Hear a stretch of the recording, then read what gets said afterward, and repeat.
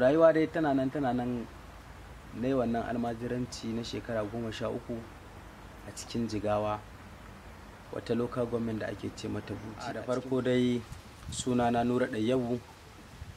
Yanayi na canjin rayuwa ya sa na canza suna, ko duniya ta canza min suna zuwa Nura Shugaba.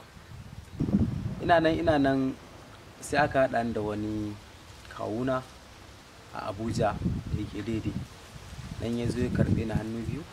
Na yi primary school a hannunsa, na yi secondary school daga junior zuwa senior, alhamdulillah. Sannan kuma na zo na yi joining ɗin college nan Zuba, College of Education da ke Zuba.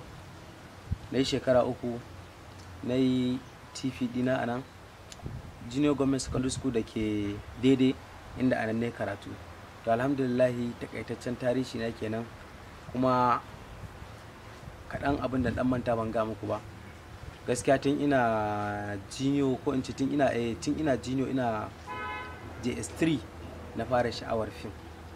So haka nan na ɗan fara fim, na fara zuwa senior, zuwa NCE na da na yi, alhamdulillah shine har na samu matsayin da nake.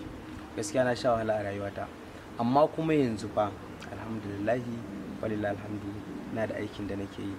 Na gode, falillahi alhamdu.